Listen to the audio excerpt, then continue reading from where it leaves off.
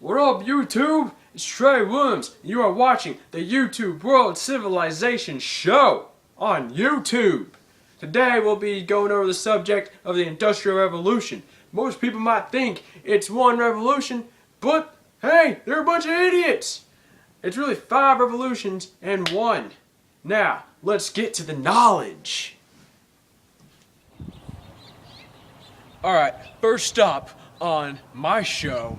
We're going to a barn to show you fields that have been plowed by the seed drill made by Jethro Hall. I'm going to get there on my magic school bike, kind of like the magic school bus, but hey, it's a bicycle. And yeah, I know, safety first. Wear a helmet, but we ain't wearing that kiddie stuff. Come on, I am 16 years old.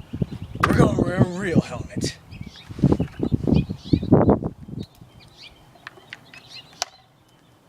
Let's do this. Away!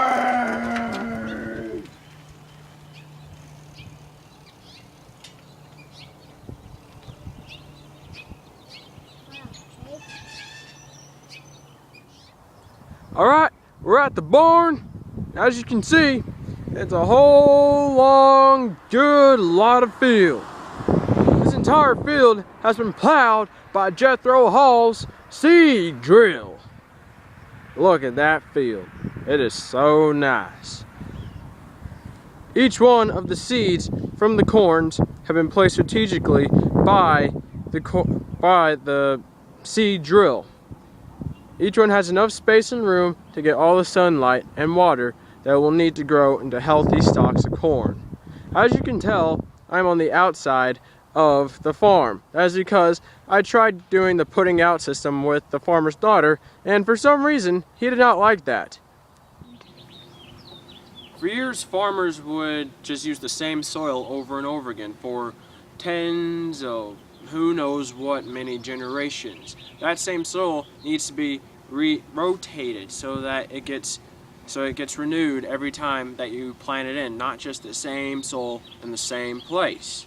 A man who made a revolutionary machine to help with the rotating of the soil of the crops and properly placing all of the seeds into good areas was a man by the name of Jethro Hall, who created the seed drill.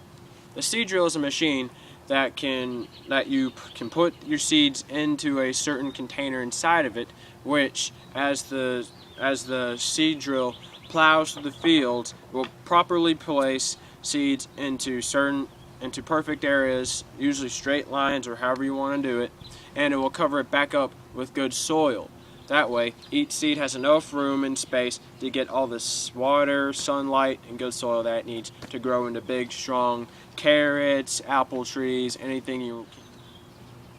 Great Britain's population up to the point of 1700 was only about 5 million.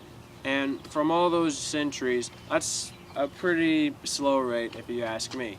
But then, immediately after the agricultural revolution, and by 100 years later in 1800, the population was 9 million, and almost double in only 100 years, when it took 5 million people in 1700 to whenever Great Britain was first formed. That is amazing, and that is due to their survival rate and infant mortality. Alright, another part of the Industrial Revolution is the energy revolution. That's when people started making new energies, or at least discovering new energies for common use amongst the people. Some energies that were discovered were wind power, hydropower, electrical power, and horsepower. Horsepower is usually used to move carriages around the country. Electrical power was discovered by Ben Franklin, who discovered it while flying a kite. Hydropower and wind power work in very similar ways, only with wind and water. With hydropower, if a strong enough current of water, whether from a river, a lake, anything you can find, can push a turbine into a forward motion, it would generate electricity for the use of human beings, which is thus electrical power. With wind power, it's basically the same deal. If a gust of wind can blow a windmill, which is a giant turbo high in the air, if a gust of wind can blow it fast enough, making it move enough, fast enough, it can generate electricity itself, thus to be used by humans. Very similar to hydropower.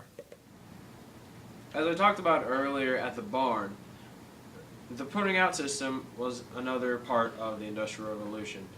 It was a prior way of making your own clothes before factories became a big part. You would first shear wool and then spin the yarn into a spool with a spring wheel. You would then weave it into a loom, which is like bolt cloth. You would then dye it any color you want and then send it to a store or wear it. An example of one of these shirts would be this. The farmer's daughter made this shirt for me. She dyed it black because I like working out in black clothes.